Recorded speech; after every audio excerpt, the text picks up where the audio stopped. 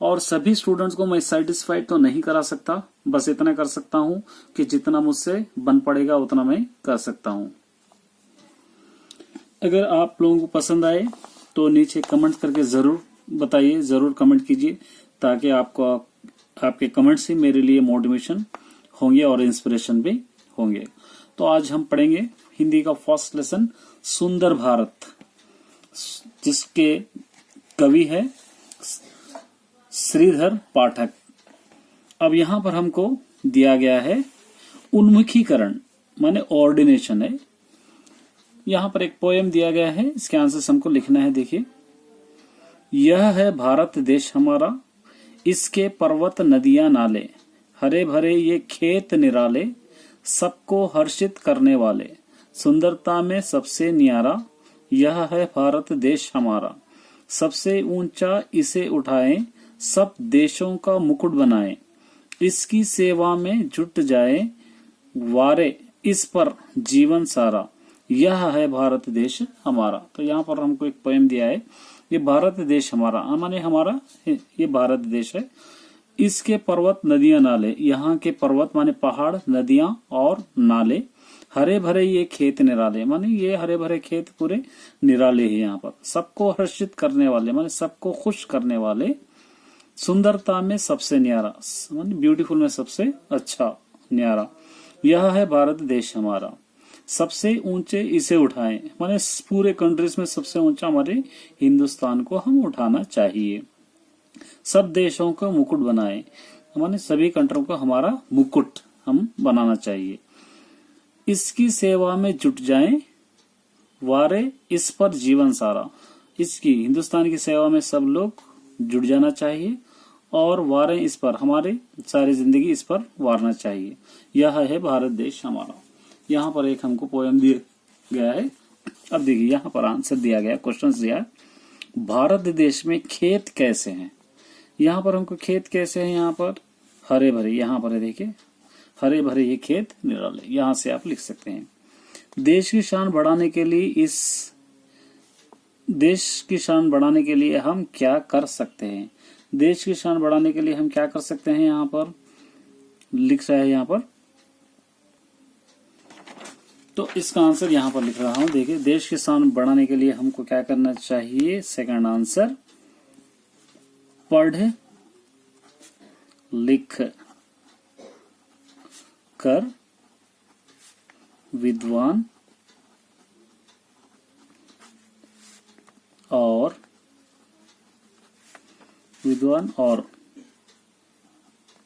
परिश्रमी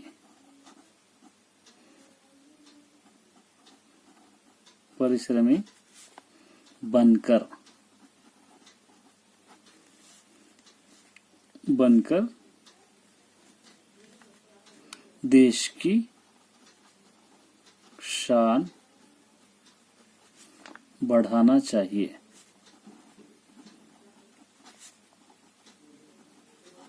ये हमारा आंसर।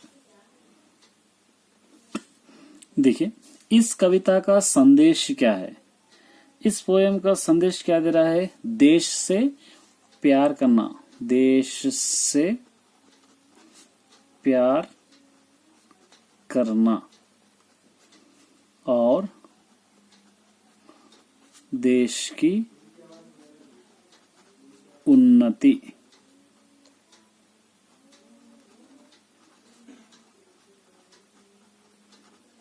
चाहना, ये हो गया। नेक्स्ट देखिए, यहाँ पे विधा विशेष माने जेनर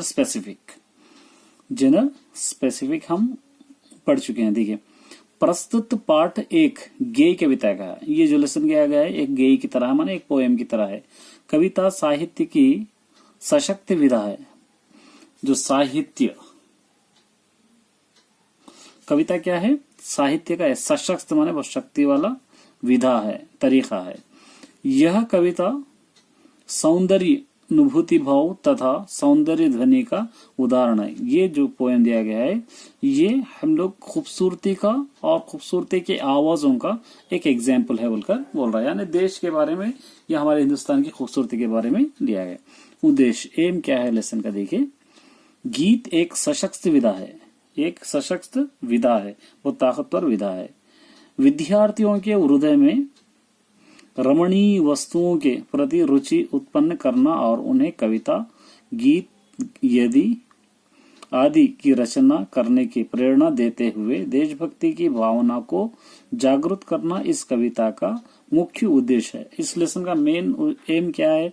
स्टूडेंट्स के दिलों में रमणीय वस्तुओं को माने अच्छे अच्छे चीजों को प्रति उसके बारे में रुचि माने इंटरेस्ट उत्पन्न करना, दिलाना, और उन्हें कविता, उन लोगों को पोएट्री, गीत और आदि रचनाओं यानी गीत लिखना या पोएम्स लिखना, ऐसे रचनाओं करने के लिए प्रेरणा, इंस्पिरेशन देते हुए देशभक्ति की भावना माने देशभक्ति के बारे में उन लोगों के अंदर जागृत करना इस कविता का मुख्य उद्देश्य है। मतलब क्या कह रहा है यहाँ पर कि जो भी स्टूडेंट्स है वो लोग अपने देश की भक्ति के बारे में प्रेरणा लेना, पोएम्स लिखना, और उसी तरह यहाँ पर कह रहा है कि वो लोगों को इंस्पिरेशन बनना चाहिए कि देश की मोहब्बत, वो यहाँ पर इसका एम है। नेक्स्ट देखिए यहाँ पर इसके लेखक है कवि परिचय। यहाँ पे लेखक का इंट्रोडक्शन देखेंगे। श्रीधर पाठक का जन्म 11 जनवरी 1859 को उत्तर प्रदेश में जौनधरी नामक गांव में हुआ था। ये आप लोग समझ गए होंगे। 11 जनवरी 1859 में उत्तर प्रदेश के जौनधरी एक गांव में इनका जन्म हुआ था। किसका? कवि परिचय, इसका श्रीधर पाठक का। इनकी शिक्षा संस्कृत और फारसी में हुई थी। इनकी पढ़ाई संस्कृत और उसी तरह फारसी में हुई थी। सरकारी सेवा करने के पश्चात वे प्रयाग में आकर रहने लगे। गवर्नमेंट नौकरी होने के बाद, मतलब पश्चात मतलब खत्म होने के बाद, रिटायर्ड होने के बाद ये प्रयाग में आकर रहने, प्रयाग एक गांव का नाम है, वहां पर आके रहने लगे। उन्होंने ब्रजभाषा तथा खड़ी बोल में कविताएं लिखी। इन्हों ब्रजभाषा और खड़ी बोली माने सीधी सादी बोली, उसके अंदर कई कविताएं लिखे हैं। उनकी मुख्य रचनाएं मनोविनोद, कश्मीर, सुषमा, गोपिका, गीत एवं भारत गीता, ये पूरे इनके अहम किताबें है। आपने खड़ी बोली में काव्य रचना कर पद्याय व गद्याय में एकता स्थापित करने का प्रयास किया है। यानी पोएट्री में और प्रोस में, ये दोनों में क्या करें, खड़ी बोली माने सिंपल लैंग्वेजेस में बोलकर इन दोनों में, प्रोस में और पोएट्री में, दोनों को एक जगह मिलाने की भी कोशिश की है। माने दोनों में ज्यादा डिफरेंस नहीं है ताकि लोगों को समझ में आसानी हो जाए। उन्होंने अंग्रेजी तथा संस्कृत की पुस्तकों को पद्यानुवाद भी किए हैं। इन्होंने क्या करे, इंग्लिश और संस्कृत की किताबों को पद्यानुवाद माने इसका ट्रांसलेशन भी करे। पद्या का मतलब पोएम्स को। वे प्रकृति सौंदर्य माने नेचुरल ब्यूटी, उसी तरह स्वदेश प्रेमी, अपने देश से मोहब्बत रखना तथा एटसेट्रा, समाज सुधार की भावनाओं में कवि हैं। इससे समाज सुधार के भावनाओं में मतलब इसका रिजल्ट के पोएट है। कौन है? श्रीधर पाठक। चलिए हम यहाँ से पोएम देखेंगे। यहाँ से देखिए, भारत हमारा कैसा सुंदर सुहा रहा है, शुचि भाल पै हिमाचल, चरणों में सिंधु आंचल, उर पर विशाल सरिता शीत हीर हार चंचल, मणि बद्धानील तभ का विस्तीर्ण पट अचंचल, सारा सुदृश्य वैभव मन को लुभा रहा है, भारत हमारा कैसा सुंदर सुहा रहा है। भारत माने हिंदुस्तान, हमारा कैसा माने हाउ, सुंदर, सुहा क्या मतलब क्या हो जाता है यहाँ पर हम देखेंगे, शोभा देना, सुहा रहा है, शोभा दे रहा है। शुचि माने पवित्र, भाल है, भाल का मतलब माथे पर, हिमाचल है माने पवित्र हिमाचल इसके माथे पर है। चरणों में पैरों में, सिंधु आंचल माने सिंधु नदी, उसी तरह उर पर, उर माने हृदय, दिल पर विशाल बड़ा, सरिता शीत हीर, सरिता माने नदी, शीत माने चलती हुई, हीर का मतलब एक रत्न, हार चंचल, ये चंचल का मतलब तो आप समझते होंगे, जिसको हम कहते हैं अस्थिर, माने एक जगह न रहना, आगे बढ़ना, चंचल। उसी तरह मणि बधुनील तभ, यहाँ पर क्या हो रहा है, मणि का मतलब एक रत्न, एक हीरा, बद्धनील, बद्धनील का मतलब है नीली, नभ, नभ का मतलब आकाश, आसमान का, विस्तीर्ण, विस्तीर्ण माने फैला हुआ। उसी तरह यहाँ पर क्या कह रहा है, पट, विस्तीर्ण माने फैला हुआ, पट, विस्तीर्ण पट, फैला हुआ। अचंचल, अचंचल का मतलब जहां स्थिर, जहां पर नहीं, जहां पर रुका हुआ है, सारा, पूरा। सदृश्य, सदृश्य का मतलब क्या होता है, एक सुंदर कुर्ती, मतलब सुंदर खूबसूरत दृश्य, खूबसूरत नजारा, मन, दिल को लुभा रहा है, खुश कर रहा है। भारत हमारा कैसा सुंदर सुहा रहा है, हिंदुस्तान हमारा कैसा सुंदर सुहा रहा है। अब इस पोएम का अगर एक बार आप मीनिंग देखेंगे तो यहाँ पर आप क्या कैसे लिख सकते हैं, भारत की प्रकृति सौंदर्य के बारे में यहाँ पर बता रहा है। तो इस क्या कह रहा है, इसके मास्क पर, माने इसके मास्क पर हिमालय का मुकुट है और चरणों में सागर तट है, जो इसकी सुंदरता में चार चांद लगा रहा है। इसके विशाल हृदय, खेलती शीतल श्वेत पवित्र नदियां मनोहर है। इस पर सवैद विशाल नभ की कृपा रही है, जो इस देश के सदैव हरा भरा रखती है। भारत देश बहुत सुंदर है, इसकी सौंदर्यता के बारे में बता रहा है। ये इसका सारांश है। सेकंड पोएम देखिए। उपवन सघन वनाली, सुखुमा सदन सुखाली, प्रवृत्त के सांद्र धन की शोभा निपट निराली, कमनीय दर्शनीय कृषि कर्म की प्रणाली, सुरलोक की छटा को पृथ्वी पे ला रहा है, भारत हमारा कैसा सुंदर सुहा रहा है। उपवन, उपवन माने बगीचे, गार्डन्स कहते हैं हम लोग, उसको कहते हैं। सघन माने घना, घने जंगल समझिए, घने गार्डन समझिए। उसी तरह वनाली, वनाली का मतलब होता है वन राशि, वन राशि। उसी तरह सुखमा सदन, सुखमा सदन का मतलब होता है यहाँ पर फूलों का घर या फूलों का गार्डन। सुखाली का मतलब है सूख देने वाली, सुखा देने वाली। प्रवृत्त माने वर्ष, बारिश में। के सांद्र, के सांद्र माने घना, बारिश के मौसम में क्या हो जाता है, वो घना हो जाता है। धन की शोभा, धन मतलब बादल की शोभा, शोभा तो हम समझ सकते हैं सुंदरता, खूबसूरती को बोलते हैं। निपट निराली माने बहुत अद्भुत है, बहुत खूबसूरत है।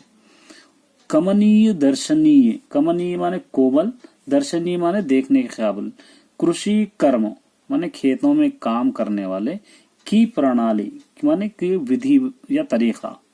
सुरलोक की, सुरलोक माने देवलोक या स्वर्गलोक को हम कह सकते हैं, जहां पर जन्नत भी कह सकते हैं। छटा का माने खूबसूरती को, पृथ्वी जमीन भूमि पे ला रहा है, माने जमीन पर ला रहा है। भारत हमारा कैसा सुंदर सो रहा है, ये हम लोग समझ सकते हैं। अब मैं जो मीनिंग लिखे आप चाहे तो नोट कर लेंगे, उसको आप लिख सकते हैं। यहां पर देखिए आप, नेक्स्ट देखिए। सुरलोक यहीं पर, सुख ओक है यहीं पर, स्वाभाविकी सुजनता गतशोक है यहीं पर, शुचिता स्वधर्म जीवन बेरोक है यहीं पर, भवमोक्ष का यहीं पर अनुभव भी आ रहा है, भारत हमारा कैसा सुंदर सुहा रहा है। सुरलोक माने स्वर्गलोक, अभी हम पढ़े। यहीं पर माने यहीं पर। सुख और ओक माने सुखों का घर, ओक मतलब घर को कहते हैं। है हमारा हिंदुस्तान माने इंडिया को कह रहा है, यहीं पर। उसे स्वाभाविक माने प्राकृतिक, नेचुरल। सुजनता माने सुशील लोग, सिंपल लोग, सुशील माने सिंपल। गत शोक, यहां पर क्या, गत शोक है यहीं पर, गत शोक है यहीं पर मतलब रहने वाले हैं यहीं पर। शुचिता मतलब पवित्रता। स्वधर्म जीवन, स्वधर्म माने अपना धर्म, जीवन लाइफ। बेरोक आजादी से है यहीं पर, है यहीं पर। भाव मोक्ष मतलब हम भाव मतलब मीनिंग को कहते हैं मोक्ष माने खत्म हो जाना, या आप यहाँ पर भाव मोक्ष को ले सकते हैं ऐसा मोक्ष, ऐसा खातिमा जिसका असर खत्म हो जाओ, वाव सागर पर लगाता है हम कहते हैं। यहीं पर अनुभव एक्सपीरियंस भी आ रहा है, भारत हमारा कैसा सुंदर सुहा रहा है। ये पोएम है। नेक्स्ट पोएम देखिए यहाँ पर, हे वंदनीय भारत, अभिनंदनीय भारत, हे न्याय बंधु निर्भय निर्भदनीय भारत, मम प्रेम प्राणी पल्लव अवलंबनीय भारत, मेरा ममत्व सारा तुझसे समा रहा है, भारत हमारा कैसे सुंदर सुहारा है। हे वंदनीय, वंदनीय माने हे भारत तुझको हम नमस्कार करते हैं। अभिनंदनीय माने तारीफ के लायक, हे भारत हे हिंदुस्तान। है न्याय बंधु माने यहाँ पर है न्याय से प्रेम करने वाला। निर्भय माने निडर। निर्धनीय यहाँ पे क्या कर रहा है, निर्भदनीय, निर्भदनीय का मतलब आजादी से।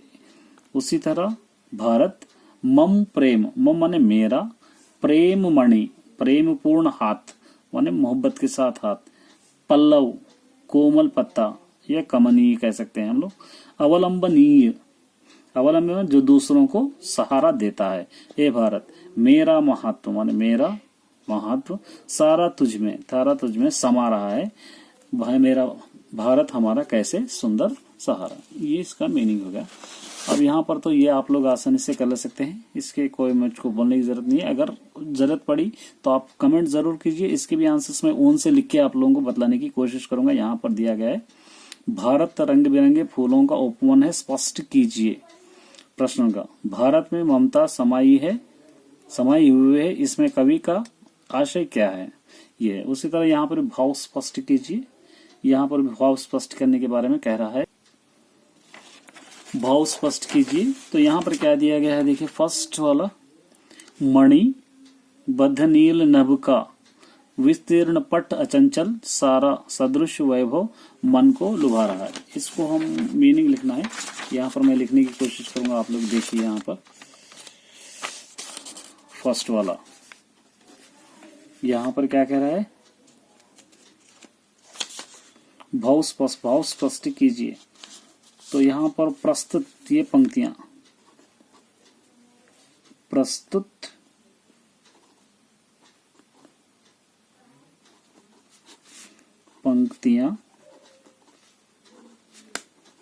पंक्तियों का भाव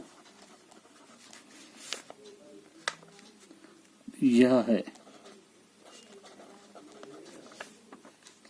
भारत माता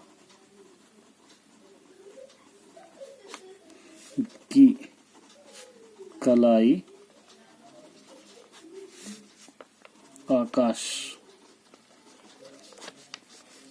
आकाश के सदृश फैले आंचल, पहले यहाँ पर लिख रहा हूँ, देखिए, पहले आंचल के समान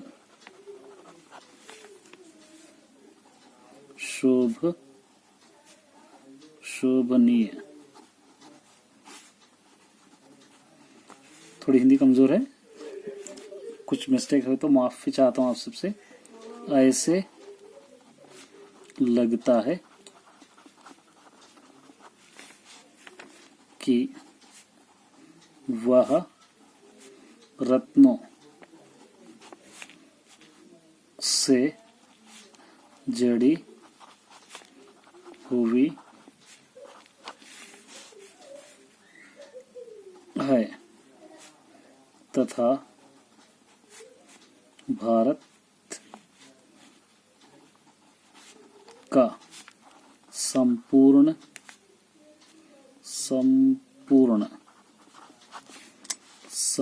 सुंदर दृश्य वैभव के समान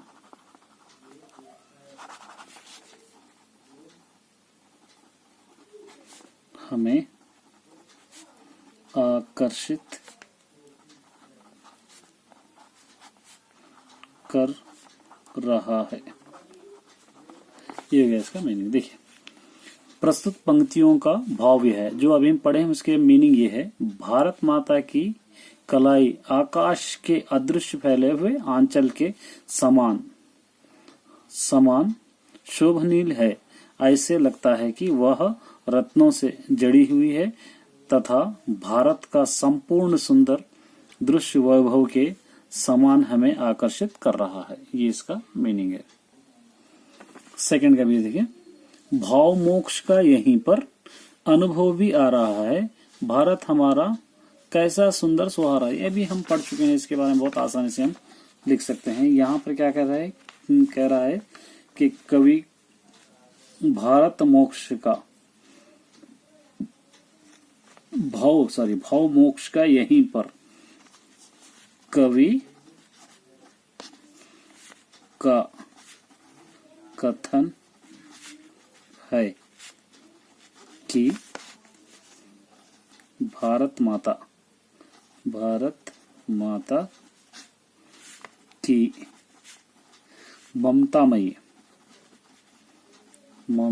की ममतामयी छाया में धरती पर ही मोक्ष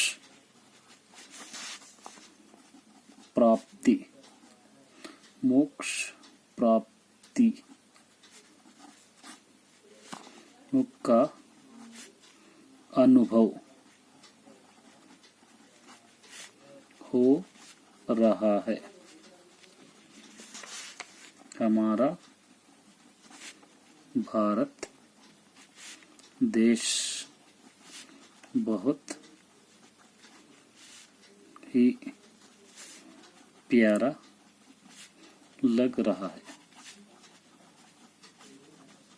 ये कवि का कथन है कि भारत माता की ममतामयी छाया में धरती पर ही मोक्ष प्राप्त का अनुभव हो रहा है। हमारा भारत देश बहुत ही प्यारा लग रहा है। नेक्स्ट देखिए, निम्नलिखित भाव के व्यक्त करने वाली कविताओं की पंक्तियों में लिखे। मतलब भारत अपनी न्याय बंधुता के लिए अभिनंदनीय है। ये आपको पोएम में कहाँ पर आप लोगों को दो लाइंस मिलते हैं, वहां पर यहाँ पर लिखना है आप लोगों को। अगर आप देखेंगे तो हे वंदनीय भारत, अभिनंदनीय भारत, हे न्याय बंधु, निर्भय निर्भय वो है, वो लाइन्स यहाँ पर आप लोगों को लिख देना है। स्वर्ग यहीं पर है, इसका भी आप लिख सकते हैं। पोएम अगर आप पढ़ेंगे तो आप लिखेंगे, कमनीय दर्शनीय कृषि कर्म की प्रणाली सुरलोक की छटा को पृथ्वी पे ला रहा है। ये आप दो लाइन यहाँ पर लिख सकते हैं।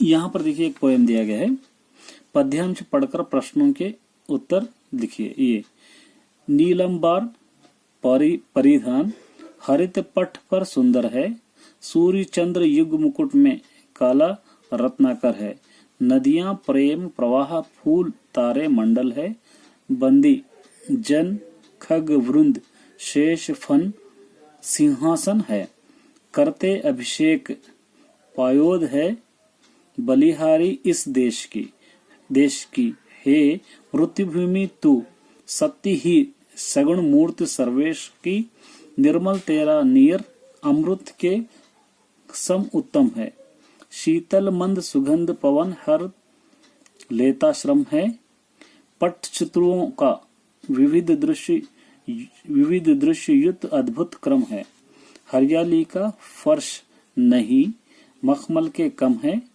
शुचि सुधा खींचता रात में तुझ पर चंद्र प्रकाश है, हे मातृभूमि दिन में तरणी करता तम पर नाश है।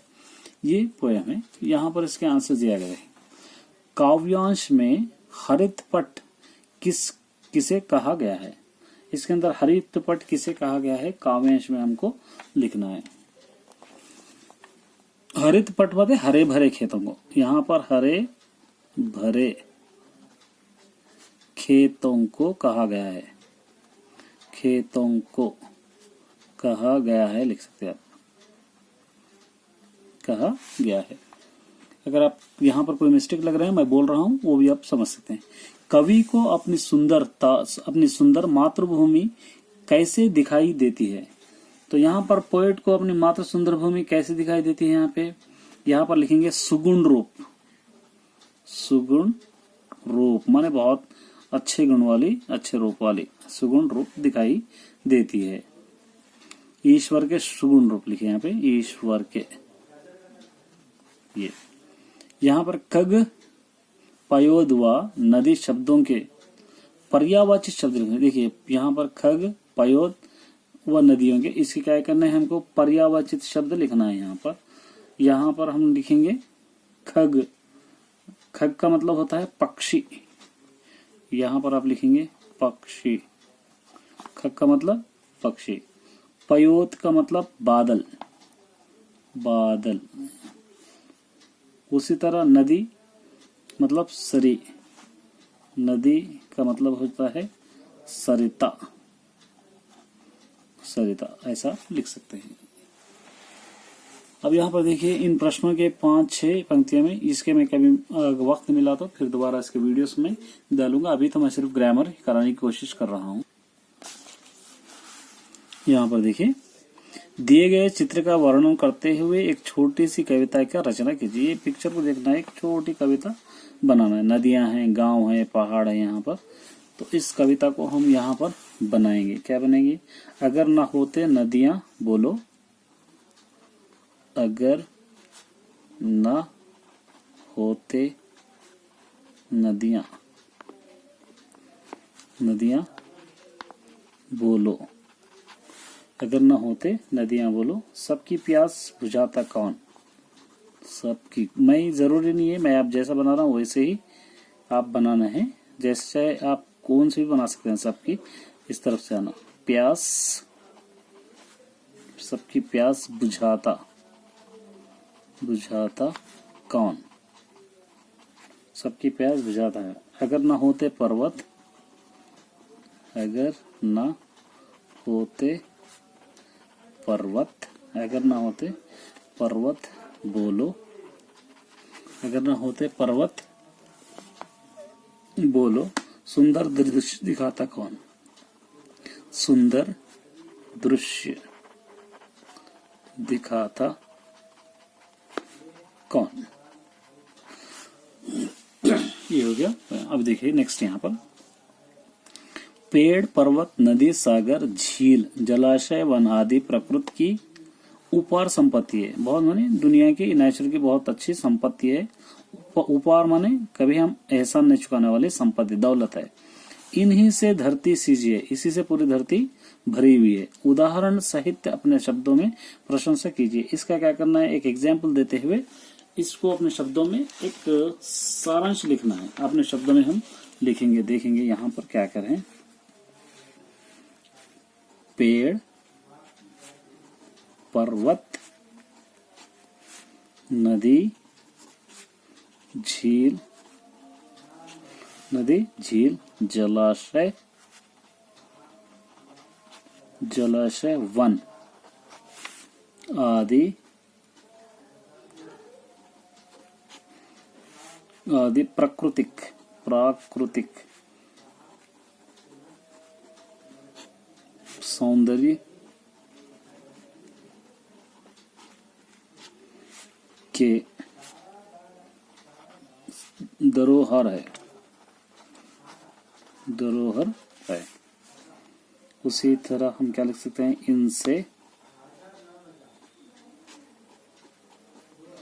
इनसे हमें विभिन्न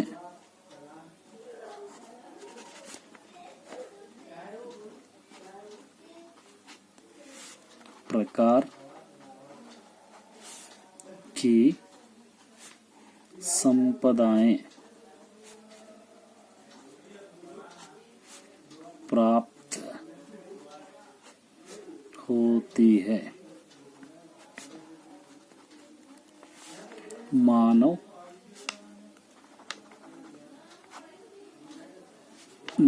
ही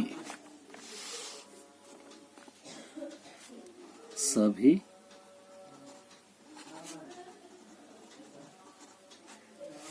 जीव जंतु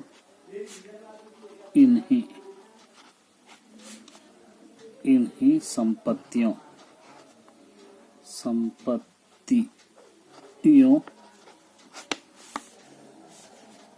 पर निर्भर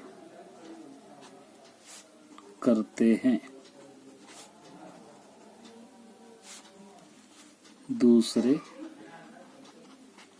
शब्दों में यह भी कहा जा सकता है कि यदि ये प्राकृतिक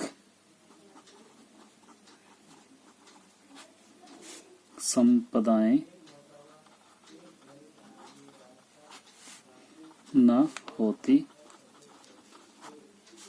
तो धरती पर जीवन भी न होता। इस तरह आप कंटिन्यूस तरह लिख सकते हैं आप एक उदाहरण एग्जाम्पल देकर। अब यहां से ग्रामर देखिए, सूचना पढ़िए और उसके अनुसार कीजिए। ये सूचना पढ़ना है, इसके अंदर उर और नभ है। पर्यायवाची शब्द लिखिए, उर, ये उर है, ये उसी तरह नभ है। उर का मतलब ही होता है, ही, और नभ का मतलब हृदय, दिल, दिल, ये दिल होता है। रुचि, चंचल, सुंदर, विलोम शब्द लिखकर उसमें वाक्य प्रयोग कीजिए। इसके क्या करना है हमको, विलोम शब्द माने अपोजिट वर्ड्स लिखना है। अपोजिट वर्ड्स लिख के इसके ओन सेंटेंसेस भी हमको लिख। यहाँ पे कह रहा है रुचि, रुचि का अपोजिट होता है अरुचि। चंचल का अचंचल, अपोजिट वर्ड्स अचंचल, और चंचल का अचंचल। सुंदर, खूबसूरती का यहाँ पर होता है क्रूर या क्रूर कह सकते हैं, क्रूर हम कह सकते हैं। अब इसके ओन सेंटेंसेस हम लोग लिखना है यहाँ पर। इसके लिखना रुचि माने यहाँ पर आप लिख सकते हैं मेरी रुचि पढ़ने में है।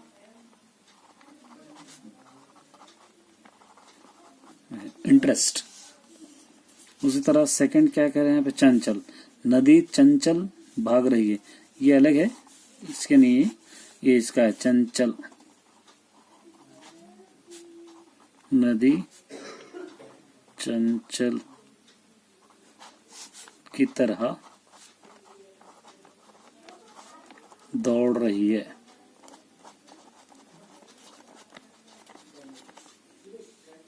सुंदर, सुंदर,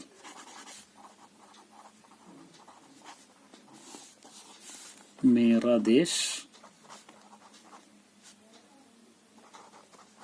सुंदर है। ये वन सेंटेंस आप लिख दिया। अब नेक्स्ट यहां पर देखेंगे, सूचना पढ़िए और पहचानिए। यहां पर देखिए, दर्शनीय, स्वाभाविक और सुजनता, प्रत्यय पहचान कर लिखिए। इन दोनों में क्या प्रत्यय हमको पहचानना है। प्रीपोजिशंस, इसका प्रीपोजिशंस की तरह है, हम पहचाने। दर्शनीय, ई यहां पर आ रहा है, ई, दर्शनीय। स्वाभाविक, विक, विक माने एक या एक आ रहा है। सुजनता, ता मतलब ता आ रहा सिर्फ, ये इसके प्रीपोजिशंस है। हिमालय, महोत्सव, स्वागत, विच्छेद कर संधि पहचानी। इसको प्लस लगा के हम संधि पहचाना। हिमालय, हिम प्लस आलय लिख सकते हैं आप, हिम प्लस आलय। हिम प्लस आलय दो मिल रहे, तो इसको हम लिख सकते हैं दीर्घ संधि लिख सकते हैं। दीर्घ संधि, दीर्घ संधि, ये हो गया। उसके बाद महोत्सव, महा प्लस उत्सव, यहाँ पे लिखेंगे हम महोत्सव, महा प्लस उत्सव, महा प्लस उत्सव, ये हो जाती है महोत्सव माने गुण संधि है, ये गुण संधि, गुण संधि। उसके बाद यहां पर क्या है, स्वागत, सु प्लस आगत लिख सकते हैं, सु प्लस आगत हो जाएगा स्वागत। ये हो गया यण संधि, इसको होता है यण संधि, ये हो जाएगी यण संधि। मैं संधि का एक अलग से वीडियो बना के पोस्ट करूंगा, आप संधि को किस तरह पहचाना जाता है वो ग्रामर में आ जाएगा, आप इसका इंतजार कीजिए और मेरे चैनल को फॉलो कर दीजिए, आपको मिल जाएगा।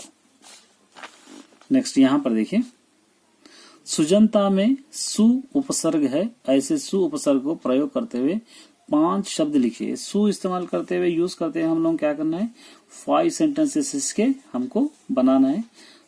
5 सेंटेंसेस आप कैसे बनाएंगे, यहाँ पर लिखेंगे हम सुस्वागतम लिख सकते हैं ना, सुस्वागतम 1 हो गया, सुजन 2, सुदृढ़ 3 और सुगम 4, सुशोभित 5। ये 5 सेंटेंस हो गया।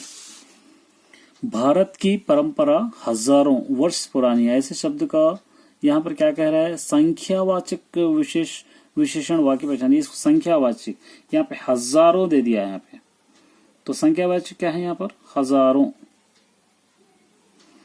तो यहाँ पर संख्यावाचक मतलब हजारों, तो यहाँ पर हम लिख सकते हैं वो 1 महीने से घर को नहीं आया, वो 5 दिन से बाहर है, वो हजारों साल से नहीं दिखा, ऐसे कई वर्ड्स यहाँ पर हमको लिख सकते हैं। पाठ के आधार पर उपसर्ग और प्रत्यय उदाहरण समझाइए। लेसन के डिपेंड करते हुए हम लोग पहचानना है कि उपसर्ग क्या है इसके अंदर और इसके प्रत्यय माने इसके रिप्लेस क्या कर सकते हैं, लिख सकते हैं। अभिनंदन का मतलब होता है स्वागत, लिख सकते हैं इसकी जगह हम स्वागत। अभिनंदनीय माने स्वागत करने के काबिल, स्वागत करने के योग्य, सेम लिखे, स्वागत करने योग्य लिखना है इसके, स्वागत करने योग्य। यहाँ पर इस पर लिखेंगे हम, यहाँ पर लिखेंगे स्वागत करने योग्य, योग्य, ये स्वागत करने योग्य आप लिख सकते हैं। उसी तरह यहाँ पे क्या दिया गया है देखिए, दर्शन दर्शनीय, दर्शन का मतलब होता है देखना, दर्शनीय मतलब देखने के योग्य। अब लिखिए दर्शन देखना, देखने के काबिल, ये देखने के काबिल। अवलंबन, अवलंबन का मतलब आधारित, डिपेंड। अवलंबनीय जिस पर आधारित रहा जा सकता है, आधारित, इस पे आधारित रहना, जिस पर आधारित रह सकते हैं। नेक्स्ट वन उपवन, वन और उपवन, वन का मतलब होता है, तो वन के अंदर जो उपसर्ग छुपा हुआ है ये वन है। लोक सुरलोक के अंदर अगर आप उपस्वर्ग वाक्य देखेंगे तो यहाँ पर उपवन है, ये उपवन है। उसी तरह लोक सुरलोक, धर्म स्वधर्म, तो इसके मीनिंग वन मतलब जंगल, उपवन मतलब बगीचा, ये आप लिख लीजिए अलग से। वन का मतलब जंगल, उपवन का मतलब बगीचा। यहाँ पर लोक माने संसार दुनिया, सुरलोक का मतलब स्वर्ग, स्वर्ग। धर्म का मतलब मजहब, स्वधर्म मतलब यहाँ पर हम कह सकते हैं अपना धर्म, धर्म मतलब मत, स्वधर्म हम लिख सकते हैं। इस तरह लिखिए। नीचे दिए गए मुहावरों के वाक्य प्रयोग कीजिए। सोने पे सुहागा, क्या होता है सोने पे सुहागा, आप देखते हैं तो इसका ओन सेंटेंस आसानी से आप लिख सकते हैं। यहां पर एक ओन सेंटेंस लिखेंगे, तिरंगे, तिरंगे में, तिरंगे झंडे में, झंडे में, तिरंगे झंडे में, अशोक चक्र, अशोक चक्र सोने पे सुहागा है, सोने पे सुहागा है, ये आप लिख सकते हैं। उसी तरह गले का हार बनना, यहाँ पर लिख सकते हैं हम लोग सरकारी नौकरी लग जाने पर रोहित के घर में सबके गले का हार बन गया है।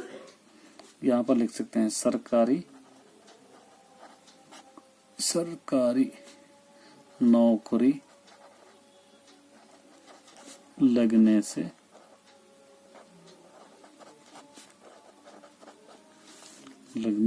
रवि सभी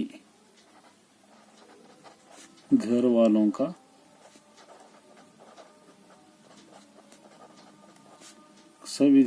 का गले का हार